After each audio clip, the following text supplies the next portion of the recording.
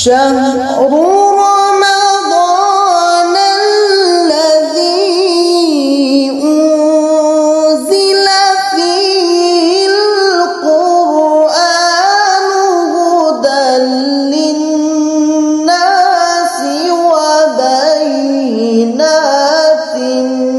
من الهدى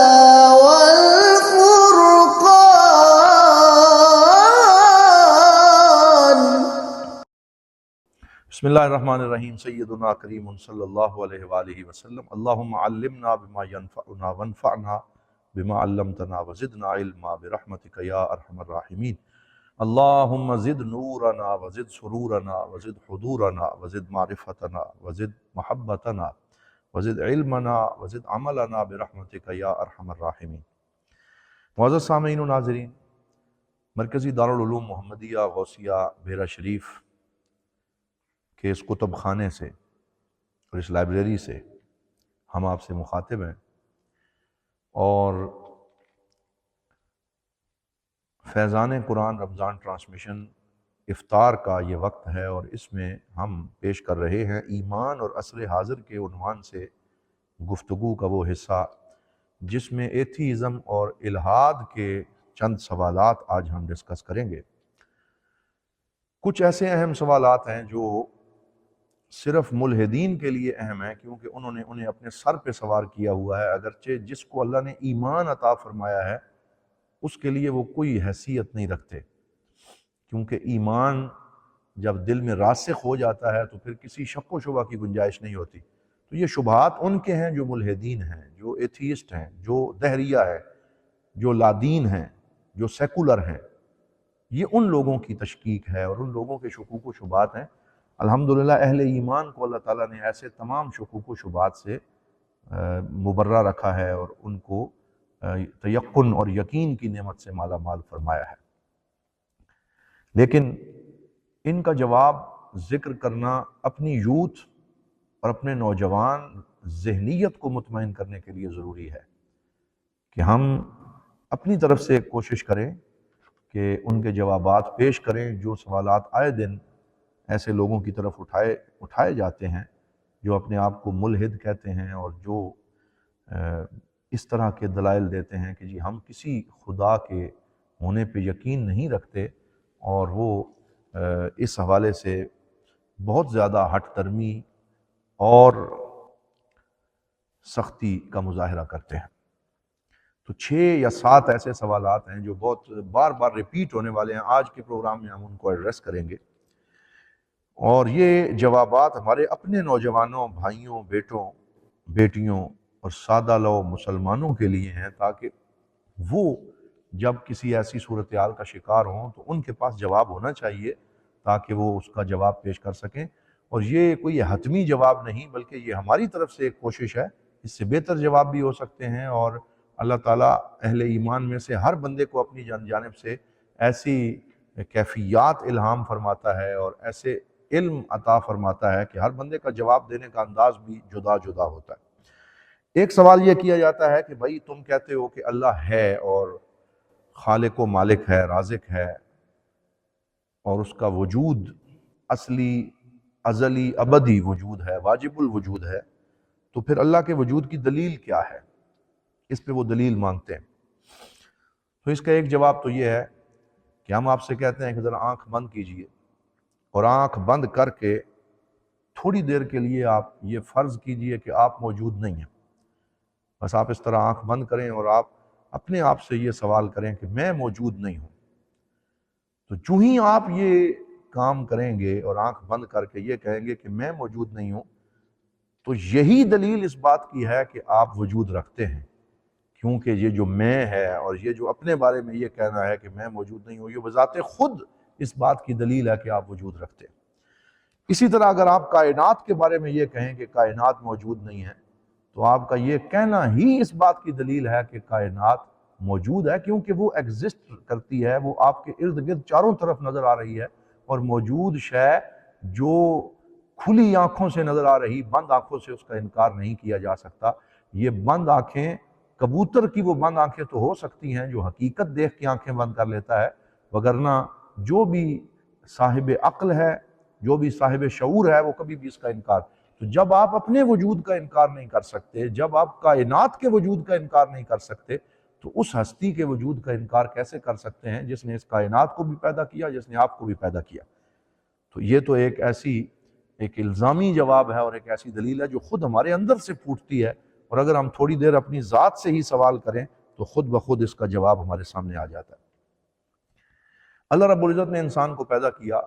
اب یہ انسان اگر صحرا میں نکل جائے اور صحرا میں چٹیل میدان میں جہاں کوئی شے بھی موجود نہ ہو، وہاں اسے ایک جھونپڑی نظر آئے، کانوں کی بنی ہوئی جھونپڑی، اور انسان یہ کہے کہ کیا یہ جھونپڑی خود ہی موجود ہے یا اسے کسی نے بنایا ہے، تو اس کی اپنی عقل اور اس کا اپنا شعور پکار کے اسے کہے گا کہ بھائی یہ کیا نان سینس ہے، یہ کیا بے وقوفی کی بات ہے، یہ جھونپڑی صحرا میں خود بخود کیسے کھڑی ہو سکتی ہے؟ ضرور اگر یہ جھونپڑی ہے تو یہاں کوئی بندہ آیا ہے اور اس نے اس کو بنایا ہے. تو جب آپ ایک چھوٹی سی جھونپڑی کو بغیر کسی خالق کے نہیں مان سکتے اور آپ کی عقل یہ تسلیم نہیں کرتی کہ صحرا میں ایک جھونپڑی خود بخود سے بن جائے، جب ایک جھونپڑی خود نہیں بن سکتی تو اتنی بڑی کائنات جو ہے وہ خود بخود کیسے ایگزسٹ کر سکتی ہے، کیسے سامنے آ سکتی ہے؟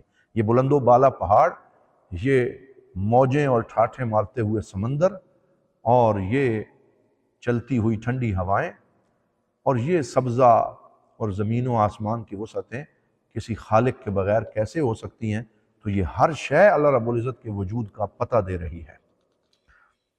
اسی وجہ سے اسماعیل نے وہ واقعہ بیان کیا تھا کہ ایک کسان سے جب پوچھا گیا کہ اللہ کے ہونے کی دلیل کیا ہے، تو اس نے ایک ہی جملے میں جواب دیا اور اس نے کہا کہ البعرۃ تدل علی البعیر والاثر یدل علی المسیر فسماء ذات ابراج وارض ذات فجاج الا تدل علی السمیع البصیر، کہ جب یہ رستے میں نظر آنے والی مینگنیاں بھی کسی بکریوں کے ریوڑ کے گزرنے کا پتہ دیتی ہیں، اور جب قدموں کے نشان چلنے والے کا پتہ دیتے ہیں، تو کیا یہ بلند و بالا آسمان اور یہ پہاڑ اور زمینیں کسی خالق و مالک کا پتہ نہیں دیتی؟ یہ بھی بول بول کے کہہ رہی ہیں کہ ہمارا خالق و مالک ہے، ہمیں پیدا کرنے والا اللہ رب العزت ہے. تو یہ تو پہلے سوال کا جواب اس حد تک ہو گیا کہ اللہ تعالیٰ کا وجود بدیہی ہے، اور بدیہی ہونے سے مراد یہ ہے کہ انسان کی اپنی عقل، اپنے شعور کے اندر ہی اس کے جوابات موجود ہیں. اسی لیے یہ فرمایا گیا وَفِي أَنفُسِكُمْ أَفَلَا تُبْصِرُونَ، کہ تم اپنی ذات اور اپنے نفس میں کیوں غور نہیں کرتے؟ کیونکہ انسان جب اپنی ذات اور اپنے نفس میں غور کرتا ہے تو وہ خود بخود اللہ رب العزت کی ذات تک اس کو رسائی اور معرفت حاصل ہو جاتی ہے. اسی لیے خودی کی معرفت خدا کی معرفت تک لے جاتی ہے، اور خود شناسی خدا شناسی تک پہنچاتی ہے، اور من عرف نفسہ فقد عرف ربہ کا مظہر انسان بن جاتا ہے کہ جس نے اپنے آپ کو پہچان لیا اس نے اپنے رب کو پہچان لیا. دوسرا سوال، ملحدین کہتے ہیں کہ اگر اللہ تعالیٰ موجود ہے تو ہر موجود شے کسی دوسری چیز پہ ڈیپینڈنٹ ہے، اور وہ اس طرح مثال شروع کرتے ہیں. وہ کہتے ہیں کہ یہ جو پودے ہیں یہ اپنے ہونے میں مستقل بذات نہیں ہیں، بلکہ ان کو اپنے ہونے میں پانی، ہوا اور روشنی کی ضرورت ہے. سورج کی روشنی نہ ہو، ہوا نہ ہو، پانی نہ ہو تو پودے نہیں ہو سکتے. تو اس لیے پودے بھی ڈیپینڈنٹ ہیں. پھر پانی، روشنی اور ہوا بھی اپنے ہونے میں آکسیجن اور ہائیڈروجن کے اوپر ڈیپینڈنٹ ہے، ان کی محتاج ہے. اگر آکسیجن اور ہائیڈروجن نہ ہو تو پانی، روشنی اور ہوا نہیں ہو سکتی. پھر آکسیجن اور ہائیڈروجن بھی بہت باریک اور لطیف ان مادوں کی محتاج ہے جن سے وہ تشکیل پاتی ہے. تو جب ہر شے دوسری پہ انحصار کرتی ہے تو پھر تم یہ کیسے کہہ سکتے ہو کہ اللہ رب العزت مستقل بذات ہے اور وہ اس طریقے سے بات کرتے ہیں؟ تو ہم انہیں کہتے ہیں ہم یہی تو تمہیں سمجھانا چاہتے ہیں کہ جب یہ کائنات کی کوئی شے بھی مستقل بذات نہیں ہو سکتی اور خود بخود قائم نہیں ہو سکتی، تو پھر ہر ناقص کو کسی ایک ایسے کامل کی ضرورت ہوتی ہے جس کامل کی وجہ سے وہ ناقص قائم رہ سکے. اور ہم یہی تو کہتے ہیں کہ اللہ تعالیٰ وہ کامل ذات ہے کہ جس کی وجہ سے یہ پوری کائنات قائم ہے. اور اس کی ایک مثال کئی دفعہ ہم نے اپنے لیکچرز میں عرض کیا کہ آپ ایک ایسی کرسی لے کے آئیں جس کی صرف 2 ٹانگیں ہیں، اور آپ اس کو کھڑا کرنے کی کوشش کریں تو وہ خود بخود کھڑی نہیں ہو سکے گی، بلکہ آپ کو ایک اور چیئر یا کوئی ایک اور ٹیک اور سہارا دینا پڑے گا. آپ دوسری چیئر لے کے آئیں، اس کی بھی 2 ٹانگیں ہوں، پھر آپ ان دونوں کو کھڑا کرنا چاہیں وہ دونوں دھڑام سے نیچے آ گریں گے. آپ تیسری کرسی لے آئیں صرف 2 ٹانگوں والی، تو اس کے ساتھ ان 2 کو ٹیک لگوائیں، وہ تیسری بھی گر جائے گی. حتیٰ کہ آپ ما الا نہایا، یعنی اس کو لے کے آتے جائیں جب تک آپ کوئی ایسی چیئر نہیں لے کے آئیں گے جو 4 ٹانگوں والی ہے، یعنی جو خود کھڑی ہو سکتی ہے. اس وقت تک باقی کوئی اور شے جو خود نہیں کھڑی ہو سکتی وہ ٹھہر نہیں سکے گی جب تک کہ آپ اس کو اس کے ساتھ کھڑا نہ کر دیں. تو یہ تو ایک عام چھوٹی سی مثال ہے، سادہ سی مثال ہے. تو کائنات کی ہر شے اپنے ہونے میں کسی کی محتاج ہے. تو ایک ایسی ہستی جو قادر و قیوم ہو اور جس کی وجہ سے ساری کائنات قائم ہو، اسی کے ساتھ کائنات قائم رہ سکتی ہے، اور وہ اللہ رب العزت ہے. اسی وجہ سے اللہ نے قرآن میں ارشاد فرمایا اللہ لا الہ الا هو الحی القیوم. اللہ قیوم ہے، اور قیوم وہ ہے جس کے ساتھ کائنات کی ہر شے قائم ہو، جو خود اپنی ذات کے ساتھ قائم ہے اور باقی سب اس کی ذات کی وجہ سے قائم ہے. اسی کو قیوم کہا جاتا ہے. جو اپنے ہونے میں کسی کا محتاج نہ ہو اور سارے اس کے محتاج ہوں، اسے قیوم کہا جاتا ہے. تو یہ آیت الکرسی میں بھی پورا اس کا جواب ہے. اللہ لا الہ الا هو الحی القیوم لا تاخذہ سنۃ ولا نوم لہ ما فی السماوات وما فی الارض من ذا الذی یشفع عندہ الا باذنہ. تو یہ پورے کا پورا اللہ تعالیٰ نے تو کھول کھول کے بیان کیا، اور اگر عقل و شعور سے بھی سمجھا جائے تو انسان کی عقل بھی اسے اسی جواب تک لے جاتی ہے جو رہنمائی قرآن فرما رہا ہے. پھر ایک اور سوال کہ چلیں اگر خدا کو مانیں تو ایک سے زیادہ خدا کیوں نہیں ہو سکتے؟ ایک خدا ہی کو ماننا کیوں ضروری ہے؟ یہ بھی کہا جاتا ہے. تو اس کا ایک جواب تو یہ ہے کہ بھائی تم کہتے ہو کہ ایک سے زیادہ خدا ہونے چاہیے، تو پوری انسانیت کے اندر کوئی مائی کا لال اور ایسا آئے ہی نہیں ہے جس نے یہ کہا ہو کہ میں خدا ہوں. تو یہ بھی تو ایک بات ہے کہ کوئی آئے اور آ کے کہے کہ میں خدا ہوں تو پھر ہم اس کے دعوے کو دیکھیں. وہ 1-2 جو آئے اور جنہوں نے خدا ہونے کی بات کی وہ تو پانی میں غرق ہو کے مر گئے، وہ تو چند دن نہ ٹھہر سکے، وہ تو اپنی خدائی کے دعوے کو ثابت ہی نہ کر سکے. فبہت الذی کفر کا نمونہ بن گئے، وہ تو عبرت کا نشان بن گئے. تو اللہ رب العزت ہی ہے کہ جس کی خدائی کے سامنے اور کوئی شے نہ ٹھہر سکی ہے نہ ٹھہر سکے گی. لو کان فیہما آلہۃ الا اللہ لفسدتا. اور اگر 2 خدا ہوں، 2 سے زیادہ ہوں، تو کائنات کا نظام چل ہی نہیں سکتا. کائنات کا نظام تب ہی چل سکتا ہے جب فیصلے کرنے والا، تصرف کرنے والا، رزق دینے والا وہ ایک ہی خدا ہو جو حی و قیوم ہے. پھر آپ اندازہ فرمائیے اللہ کے ہونے کی یہ خوبصورت دلیل کہ ساری کائنات ایک اکائی کے اندر جڑی ہوئی ہے، ایک ہی رنگ میں رنگی ہوئی ہے. اور اس کی بہترین دلیل وہ اناٹمی کا علم ہے، جسے علم التشریح کہا جاتا ہے. یہ جو سرجری ہوتی ہے، یہ جو آپریشن ہوتے ہیں جن میں لوگوں کے وجود کا آپریشن کر کے اور اس کا پورا پوسٹ مارٹم کر کے دیکھا جاتا ہے کہ اس کے اندر کیا کیا چیزیں ہیں. تو اس اناٹمی کے علم نے بھی ثابت کیا ہے کہ پوری کائنات ایک وحدت کے اندر جڑی ہوئی ہے.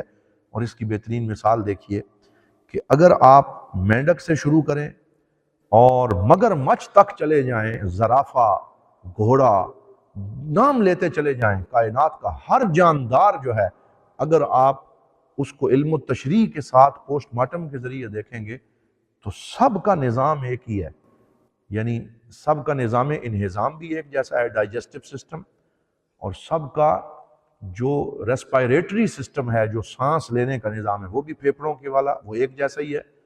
سب کا دل خون پمپ کرتا ہے. تو چاہے وہ مینڈک ہو، چاہے وہ انسان ہو، چاہے وہ زرافہ ہو، چاہے کوئی بھی شے ہو، اس میں دل ہی ہے جو خون پمپ کرتا ہے اور اسی کے ذریعے بلڈ سرکولیٹ کرتا ہے. تو نظام انہضام، نظام تنفس، اسی طرح جتنے بھی نظام باڈی کے اندر ہیں وہ سارے تقریباً ایک جیسے ہیں.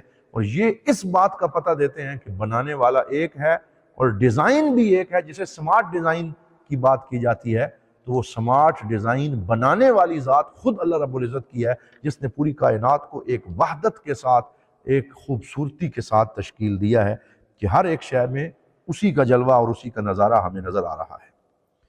اسی طرح یہ جو اسپائنل کارڈ ہے اور جو ریڑھ کی ہڈی ہے، اگر اس کو دیکھا جائے تو ایک چھوٹے سے خار پشت جسے کہتے ہیں یا سیں کہتے ہیں، اس سے لے کر مگر مچھ تک، زرافے تک، انسان تک، سب کو جب دیکھا گیا تو ہر ایک کی ریڑھ کی ہڈی کے اندر 7 ڈسکیں ہی موجود ہیں.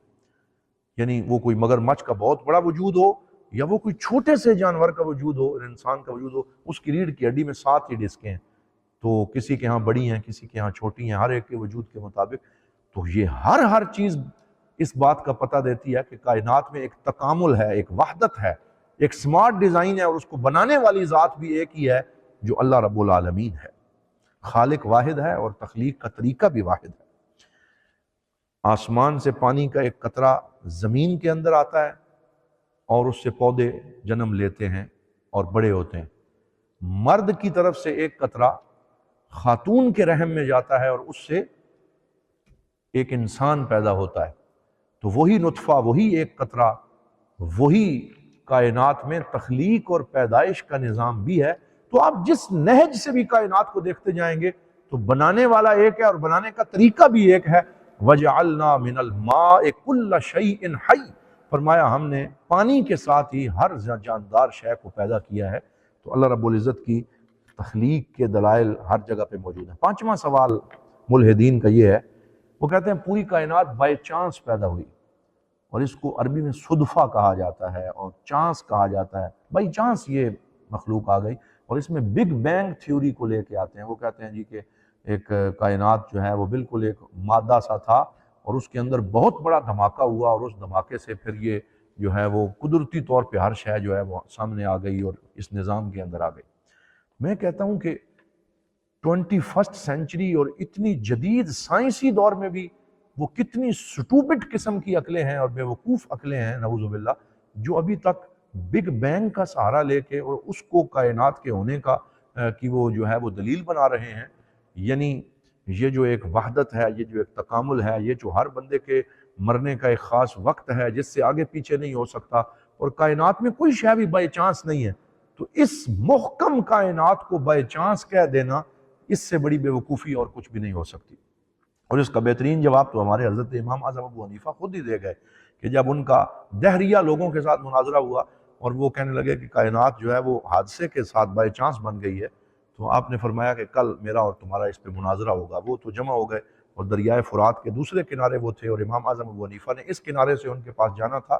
جان بوجھ کے 3 گھنٹے لیٹ پہنچے. تو وہ تو سیخ پا اور ہکا بکا کہہ رہے تھے کہ کیوں آپ لیٹ آئے ہیں، اور یہ آپ لگتا ہے کہ مناظرہ کرنا نہیں چاہتے تھے اور آپ مناظرے سے بھاگنا چاہتے.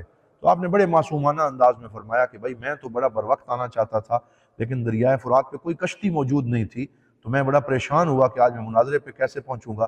تو عجیب ماجرا ہوا کہ درخت تھا وہ خود بخود کٹا، اور کٹ کے اس کے اندر سے پھٹے برآمد ہوئے، پھر وہ آپس میں جڑے، پھر وہ جڑ کے کشتی کی شکل میں آئے، اور میں ان پہ بیٹھا، وہ خود بخود چلتی ہوئی مجھے تمہارے پاس پہنچا گئی. تو کہتے ہیں ہماری عقلوں کے ساتھ مذاق کرتے ہو اور تم ہمیں دھوکہ دینا چاہتے ہو. درخت خود بخود کیسے کٹ سکتے ہیں، خود بخود کشتی کیسے بن سکتی ہے؟ تو مناظرہ شروع ہونے سے پہلے ہی ختم ہو گیا. اور امام اعظم ابو حنیفہ نے فرمایا جب ایک درخت خود بخود کٹ کے کشتی نہیں بن سکتا اور وہ کشتی چلانے والے کے بغیر چل نہیں سکتی، تو مجھے بتاؤ کہ اتنی بڑی کائنات کسی خالق کے بغیر بائی چانس کیسے چل سکتی؟ یہ ہمارے ائمہ اور ہمارے علماء ہیں جنہوں نے ہر چیز کا جواب دیا ہے اور ثابت کیا ہے کہ اس کائنات کا چلانے والا اللہ رب العالمین احکم الحاکمین ہے، اور اس کے اشارے کے بغیر کوئی پتہ بھی گردش میں نہیں آ سکتا. پھر بگ بینگ کا ایک اشارہ تو خود قرآن میں بھی موجود ہے، اور کسی حد تک ہم اسے ماننے کی طرف بھی آ سکتے ہیں، لیکن کسی شرط کے ساتھ.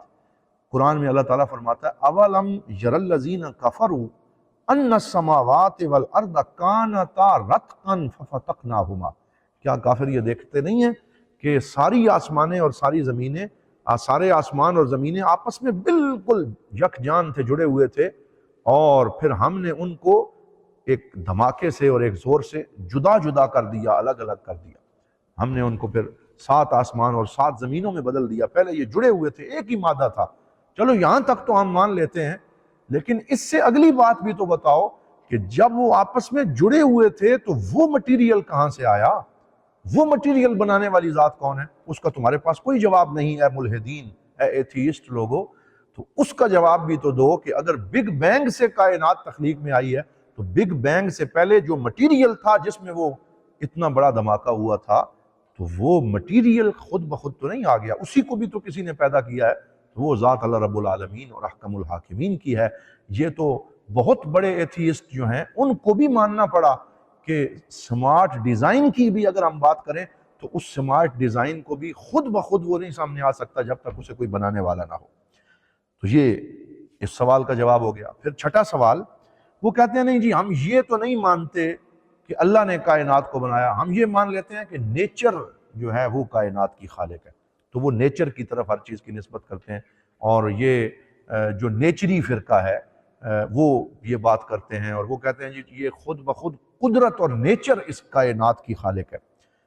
تو اس کا جواب بھی اللہ نے قرآن میں ارشاد فرما دیا، فرمایا وَجَحَدُوا بِهَا وَاسْتَيْقَنَتْهَا أَنفُسُهُمْ ظُلْمًا وَعُدُوًّا، فرمایا وہ اللہ کے ہونے کا انکار کرتے ہیں حالانکہ ان کے اپنے اندر سے یہ آواز آتی ہے کہ اللہ تعالیٰ ہی وحدہ لا شریک اور خدا ہے۔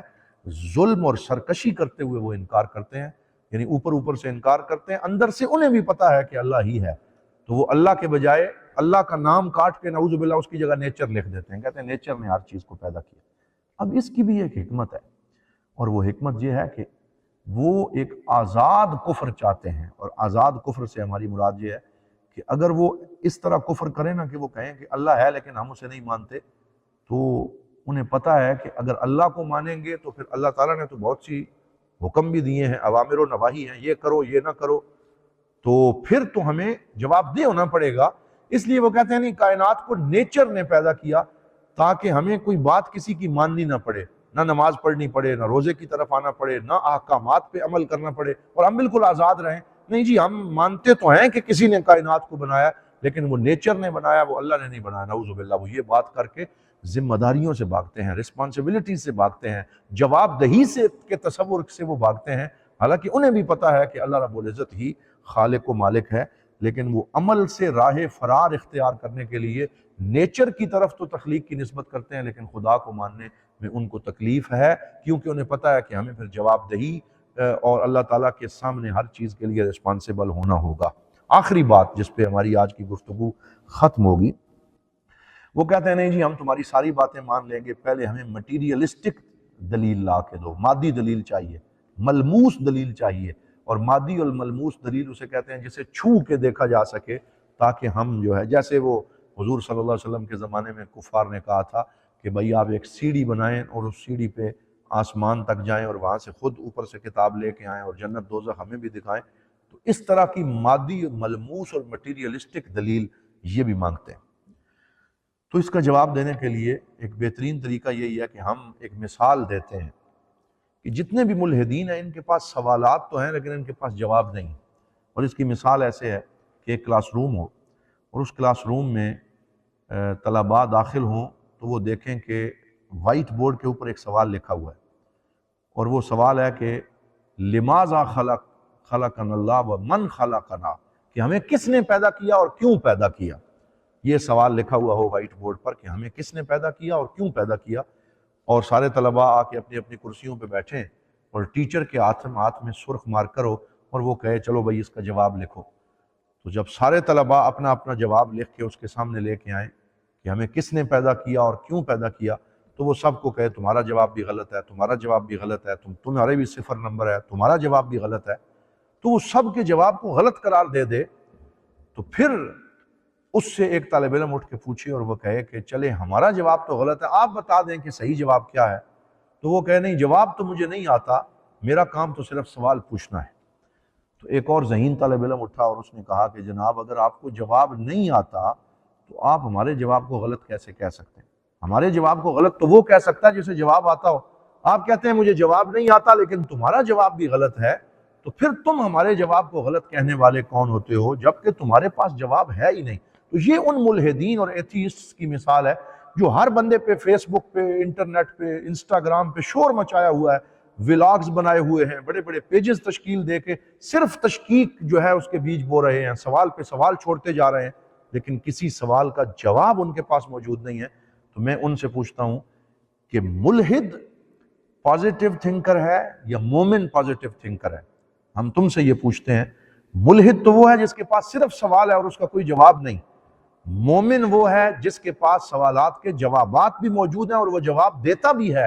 تو پھر پازیٹیو کون ہے، مثبت سوچ اور طرز فکر والا کون ہے؟ الحمدللہ وہ مومن اور مسلمان ہے۔ آپ اس سے سوال کریں کہ کائنات کو کس نے پیدا کیا، وہ فوراً کہے گا اللہ نے پیدا کیا۔ دوسرا سوال کریں کیوں پیدا کیا، تو اس لیے پیدا کیا لنعمر الارض، کہ ہم اس زمین کو آباد کریں اور اللہ رب العزت کے خلیفہ کے طور پہ یہاں اپنی ذمہ داریاں سر انجام دیں۔ اور پھر اس کا نتیجہ اور انجام کیا ہوگا؟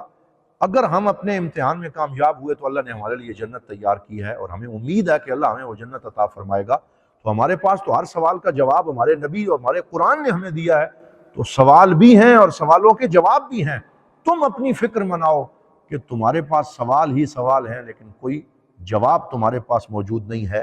تو یہ وہ مثبت طرز فکر ہے الحمدللہ جو اللہ تعالیٰ نے اہل ایمان کو عطا فرمایا ہے، کہ ہر سوال کا جواب قرآن میں، نبی پاک صلی اللہ علیہ وسلم کے فرمان میں اور اس کائنات میں ہمارے ارد گرد موجود ہے۔ صرف سوچنے اور اپنے عقل اور شعور کو استعمال میں لانے کی ضرورت ہے۔ پازیٹیو رہیے، مثبت طرز فکر اختیار کیجئے، دلیل سے بات کیجئے، تو انشاءاللہ کوئی الہاد آپ کے سامنے ٹھہر نہیں سکتا۔ اور اللہ تعالیٰ نے اہل ایمان کو بڑی قوت، دانش مندی اور شعور بخشا ہے۔ ہم دعا کرتے ہیں کہ اللہ رب العزت اس تشکیک زدہ معاشرے میں ہمیں ایمان اور تیقن سے اپنی راہوں کو آگے بڑھانے کی توفیق عطا فرمائے، اور زندگی کی تمام راہوں میں اللہ ہمیں کامیاب فرمائے، اور رمضان المبارک کے ان ساعتوں میں اللہ تعالی ہمارے ظاہر و باطن کو نور نصیب فرمائے، استحکام بخشے، اور جنت کی راہوں کا ہمیں مسافر رکھے۔ حضرات محترم، آج ایک تو ہم نے اس پروگرام پہ گفتگو کی ہے، لیکن اس کے ساتھ ساتھ آج اس افطار کے وقت میں آئیے ان نفوس قدسیہ کو بھی سلام عقیدت اور محبت پیش کریں جو پہلے جانثاران اسلام ہیں، جو السابقون الاولون ہیں، جو وہ 313 ہیں جو ہزاروں پہ غالب آ گئے، اور وہ عظیم لوگ جنہیں اللہ رب العزت نے قرآن پاک میں بہت خوبصورت القابات سے یاد فرمایا اور ان کے لیے بشارتیں عطا فرمائیں۔ غزوہ بدر 17 رمضان المبارک، آج کا دن ہمارے لیے بہت محبتوں اور عقیدتوں کا دن ہے، اس لیے آج کے افطار میں ان پاک باز ہستیوں کو یاد رکھیے جو مٹھی بھر لوگ حضور صلی اللہ علیہ وسلم سے وفا کا حق ادا کرنے کے لیے آئے، انصار اور مہاجرین، اور ان کو سابقون الاولون کا درجہ دیا گیا، اور قیامت تک ان کے درجے بلند ہو رہے ہیں۔ اور یہ وہ لوگ ہیں جن کے جنتی ہونے اور جن کے مغفور ہونے کی گواہی خود قرآن پاک نے دی ہے، بخشے ہوئے لوگ، پیارے لوگ، کہ جن کے بارے میں سرکار دو عالم صلی اللہ علیہ وسلم نے فرمایا اللہ اللہ فی اصحابی لا تتخذوہم غرضا من بعدی، کہ میرے صحابہ کے معاملے میں اللہ تعالیٰ سے ڈرتے رہنا، ان سے محبت رکھنا، انہیں میرے بعد نشانہ نہ بنا لینا۔ فمن احبہم فبحبی احبہم، جس نے ان سے پیار کیا مجھ محمد کی وجہ سے ان سے پیار کیا۔ فمن ابغضہم فببغضی ابغضہم، اور جس نے میرے صحابہ سے بغض رکھا اصل میں اس نے مجھ محمد سے بغض رکھا۔ تو یہ آخر میں فرمایا فَلَوْ أَنْفَقَ أَحَدُكُمْ مِثْلَ أُحُدٍ ذَهَبًا مَا بَلَغَ مُدَّ أَحَدِهِمْ وَلَا نَصِيفَهُ، کہ اگر تم میں سے کوئی احد پہاڑ جتنا سونا بھی خرچ کرے، وہ میرے ان صحابہ اور میرے غلاموں کے ایک پیالہ جو صدقہ کرنے تک بھی نہیں پہنچ سکتا۔ تو یہ وہ لوگ ہیں، بلکہ ہمارے بزرگ علماء اور صالحین نے فرمایا کہ ان 313 اصحاب بدر کا جس گھر میں نام لیا جائے سارا سال وہاں برکتیں نازل ہوتی ہیں، دعائیں قبول ہوتی ہیں۔ تو آج کی افطار میں ان کو سلام عقیدت پیش کریں، ان کے لیے ایصال ثواب کریں، ان سے محبت کا اظہار کریں۔ فضائے بدر پیدا کر، فرشتے تیری نصرت کو اتر سکتے ہیں گردوں سے قطار اندر قطار۔ اب بھی اللہ تعالی ہمیں ان صحابہ کرام کے نقش قدم پہ چلنے کی توفیق عطا فرمائے، اور ہمیں بھی اللہ تعالیٰ اس زندگی کے اندر ظاہری اور باطنی جہاد کی توفیق عطا فرمائے۔ والسلام علیکم ورحمۃ اللہ وبرکاتہ۔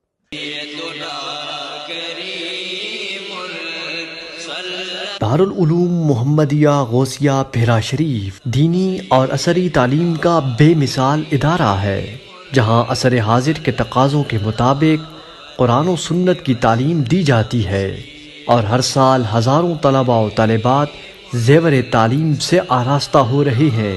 رمضان المبارک کے بابرکت لمحات میں زکوٰۃ و صدقات اور مالی تعاون اس عظیم ادارے تک پہنچا کر اس مشن میں اپنا حصہ ڈالیں۔ درجہ ذیل اکاؤنٹس پر اپنا تعاون ارسال فرمائیں۔